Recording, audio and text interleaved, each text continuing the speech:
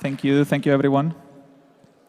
Thank you so much for the introduction. So I'm dapplion, core dev at Lodestar. I also help coordinate forks and Gnosis Chain. And as being part of Lodestar, my job is to implement the Ethereum consensus roadmap. So I spend a fair amount of time thinking and looking at the roadmap. And many of you have seen these tweets by Vitalik. There is a lot going on here, but this is kind of a summary of what's going to happen in Ethereum research in the next 5 to 10 years. So I want to look today at what are the items that are actually close to implementation and kind of think about them and how they can impact you. So how do I actually know what's going to happen next? Well, obviously, every day we have stand-up with our CEO, Vitalik, and he tells us what to do. He sometimes yells at us because we are implementing things way too slow. But yeah, just kidding. Ethereum protocol is very decentralized, including the protocol layer. So there are many entities that coordinate in a loose way, researchers, implementers, and community members. But how do we actually govern ourselves? Well, it's through rough consensus. So through off-chain means, like conferences, forums, crypto Twitter, we shape opinion into getting consensus where eventually in all core dev calls, we do the call to actually implement features. So more formally, that's structure around the EIP process. So first of all, the moon math gods give us the crypto primitives to build rough ideas. So an ETH research post may show up proposing an idea. That idea then is iterated.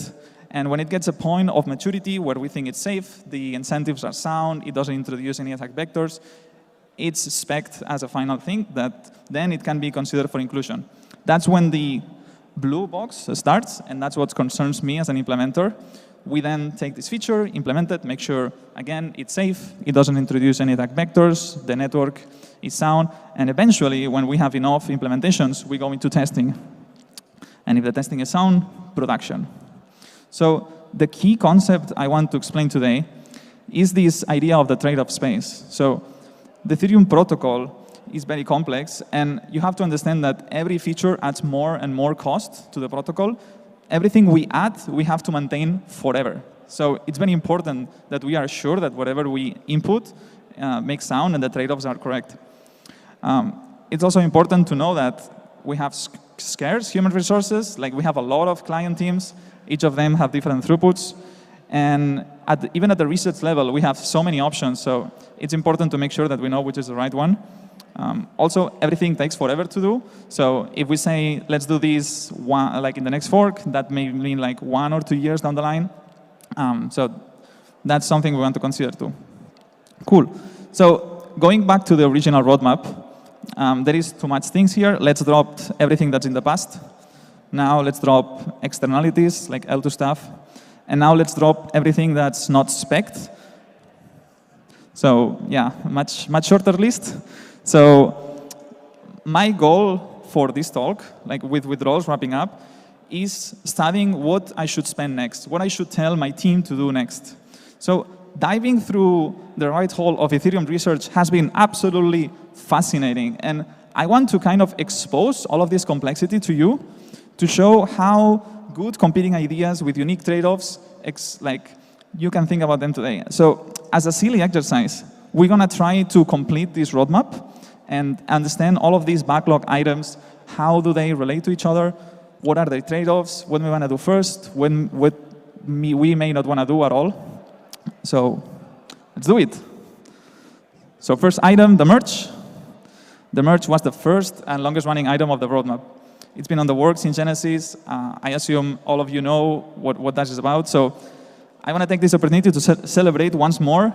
We did the merge. We did it last year. It was a huge achievement. So I want to congratulate everyone that participated. And massive shout out to Alfie, who did this crazy NFT. And I'm also on it, so that's pretty cool. Cool. So going back to the merge track, let's drop everything that's non-actionable right now. And we stay with this smaller list. So we're going to focus first on secret leader election. So what's that about? Well, with the merge and proof of stake, a novel problem was introduced.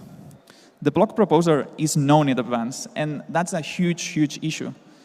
if you are interested in taking down Ethereum's liveness, or you want to steal MEV, if you DOS the proposer, that can be beneficial for you. And the problem here is that with proof of work, you don't know who the proposer is. So if you want to take down the network, you have to kill all the space invaders.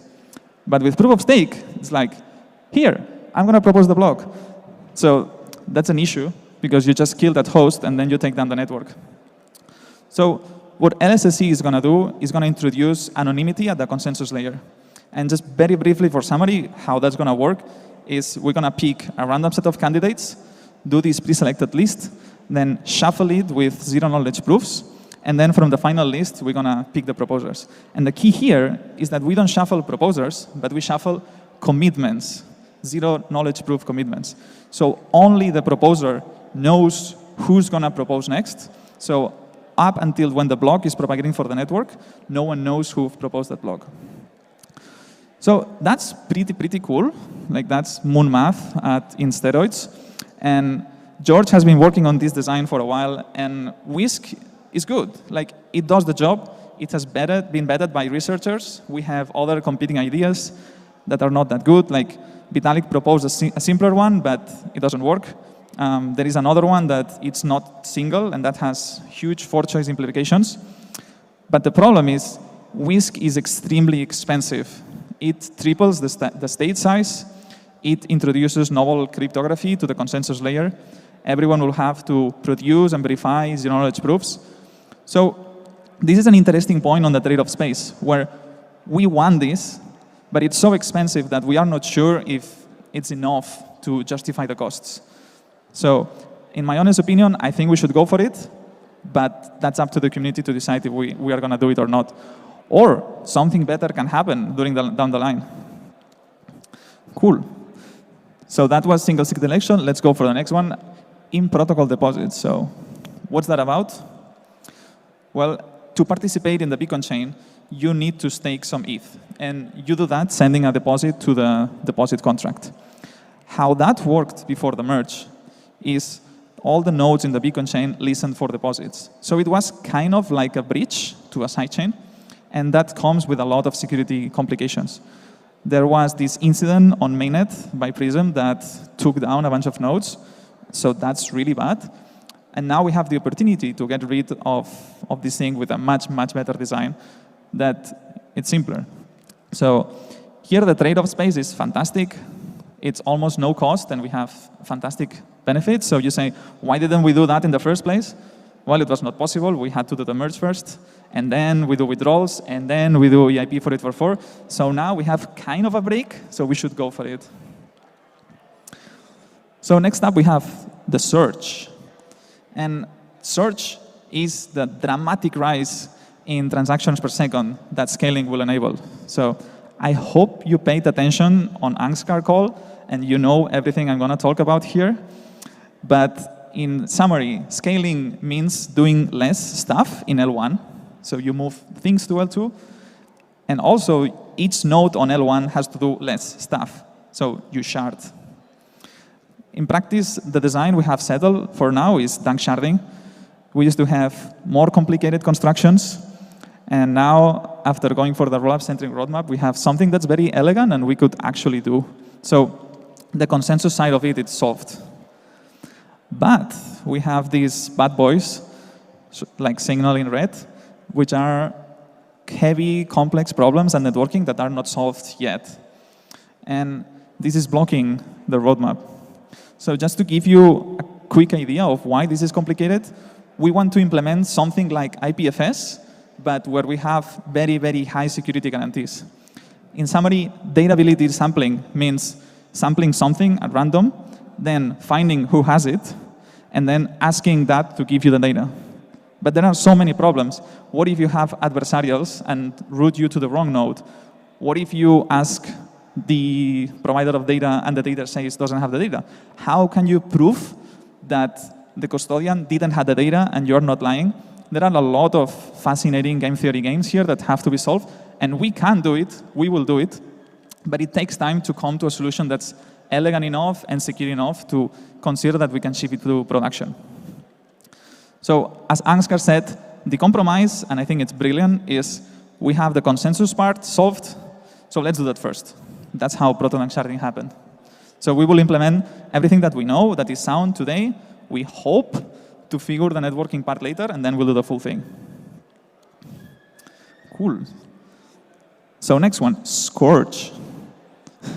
Sounds funny. I love this name so much. It's fucking brilliant. So yeah, what's up with Scorch? So Scorch is the goal to have credible neutrality at the base layer. And as in different, I'm going to skip really quickly about what is MEV. I hope you guys know about it. But the problem is if you cannot capture MEV, you are at a disadvantage. So that poses a centralization factor where home stakers, if they cannot capture MEV, they will just use Coinbase, and that's not good. So the key problem is that with the builders are a highly specialized actor. So you want them to make the block, and you want to propose the block. What Proposer Builder enables is to split these roles nicely and have some way that the builders can trust and give the block to any proposer. What happened before the merge is that only a very few actors, like the mining pools, were proposing the blocks. So they could trust them directly. However, with the merge, there are so many stakers that now you need a new intermediary actor that can ask as this trust partner. And that's where MEV Boost comes from, and this design. So the relay is a doubly trusted entity, which is the key feature. And the sequence is the builder submits the block to relay with a bit. The relay makes this bit public to the proposer. The proposer commits to the bit only because it trusts that the bit is correct. And then the relay sees the commitment and releases the full block only because it has seen the commitment from the proposer. So if we want to remove this intermediary, we have to integrate these trust assumptions into the protocol with a clever design. And that's where in-protocol PBS comes from. The key here is that we will replace the role of the relay with the testers. So you will derive the trust in that each step was correct, seeing enough attestations on each one of the parts. Just to not go deep over the design, what I want to transmit today is here the space, the design space is really wide. For example, should the proposer be able to choose any bit like it does today, or should we force the proposer to choose the highest bit? Like, this seems like a trivial distinction, but has very deep implications on the protocol and allows other things. Like, what should we do with the bit? Should we give the bit to the proposer? Should we give the bit to all the stakers, so MEV smoothing? Or should we give the bit to all holders, so burn it? Also, should we do a two-slot design or one-slot design? There are competing ideas with different trade-offs. Even should the proposer commit to the block or to the slot? Like, we are to do inclusion lists or not? What type of inclusion lists? So here the design space is really open. We have a lot of competing ideas. Many of them are viable. So now we just have to take our time to make sure that they are sound, that the incentives make sense, and pick the best one for us and go for it. Cool. So last item of the roadmap is the Birch. And saying what's that about? So the key feature of the Birch is that verifying blocks should be easy and have a bounded cost. Like, the long-term roadmap involves proving that the entire execution of the block with a snark, but that's far away and not possible today. So there is something we can do now. There has been research for a long time with different strategies, and the key to think about is, why do we want to get rid of the state? So the state of Ethereum contains everything like accounts, balances, storage, and it's unbounded. It would keep growing forever. So the implications is, if we don't limit the state growth, running a node becomes more and more and more and more expensive to the point that no one will run a node. If we're thinking in 1 or 2 years span, this doesn't seem like a bad problem, but we want Ethereum to be alive for 50, for 100 years. So this is a big issue. The paths that we have explored have been like state rent, where instead of just paying once for storage, you pay a recurrent fee, state expiry, where you just drop all state from the state tree, and weak statelessness, where you allow to validate blocks with no state whatsoever. And this is what we're going for. So the key to think about it is, you have this snake, and it keeps eating blocks, and it keeps growing forever, until you reach the end and explodes and your protocol dies because no one can run nodes. So weak statelessness is going to prevent that problem by removing the need for everyone to hold a state. But the key mechanism here would be to add witnesses to the blocks so that if you want to verify Ethereum, here Fn stands for the state transition function. Now you need the block and the state. With weak statelessness, you only need the block, and the state is included within the block. And you allow that with witnesses, which are cryptographical commitments of the pieces of the state that you need, and the proof proves that they belong to the state root of the block. So the key here is that this blue box within the block, it has to be small enough to not destroy the network. Say, if that small piece was 4 megabytes, then the network will collapse. We don't have enough bandwidth. We don't want that. So the problem is that the current state tree is a Merkle-Patricia tree. And in a normal worst case, the witnesses could be 4 megabytes, which is completely unacceptable. Keep in mind that blocks today are 90 to 100 kilobytes. So we want something better.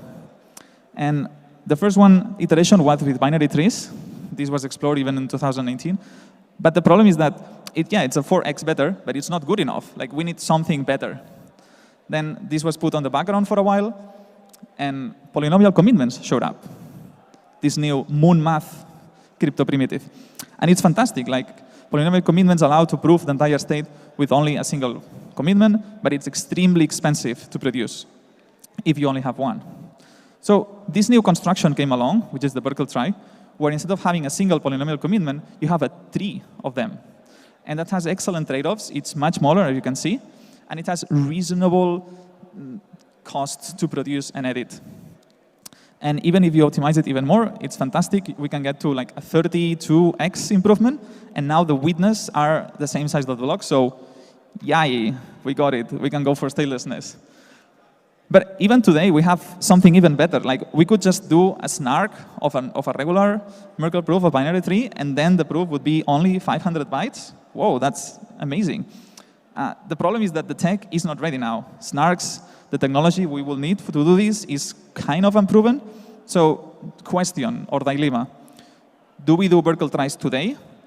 Or do we wait for 3 to 5 years for snarks and we do a solution that we know it's better?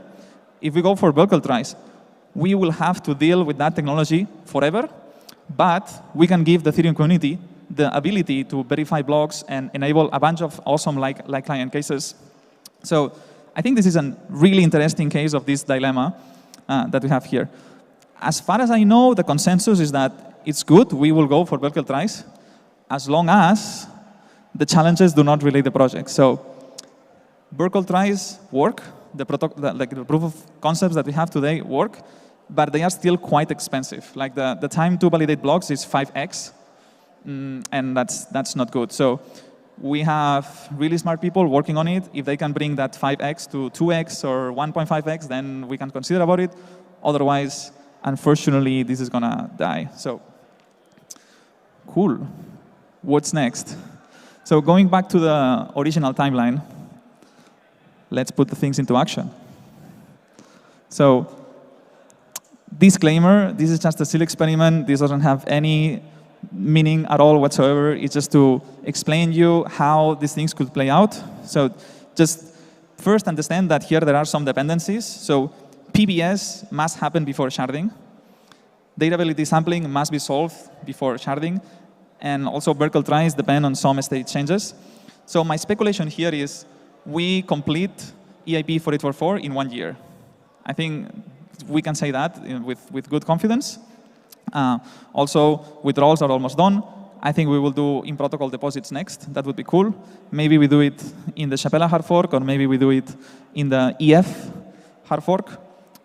Then here, we managed to solve the Birch tree performance problems, so we ship it for the next fork. We converge on a good design for PBS, and then we do that next. And happily, the data availability sampling problem is solved by 2026. So we just go for it and do sharding. This would be amazing. Like, this is very optimistic. I would be very happy. Just to give a counter example, we could have a very pessimistic roadmap where everything fails, Birch trees derail, we don't like Whisk, And yeah, so I don't know. This is just a fun experiment, but I hope you understand how the roadmap could play for Ethereum. But whatever timeline happens, the Ethereum future is really bright. It may take more time. We may need to iterate over more ideas. But I'm very confident that we will succeed into delivering like an awesome world settlement. So yeah, stay tuned. And if you would like these things to speed up and happen faster, you can contribute. If you have Vitalik brain, you can contribute new research ideas. Something more realistic you can do is join the Ethereum Protocol Fellowship. This is an excellent program for you to get into core development. You would get a stipend and mentorship. It's amazing. Like if you have considered that, please do. It's fantastic.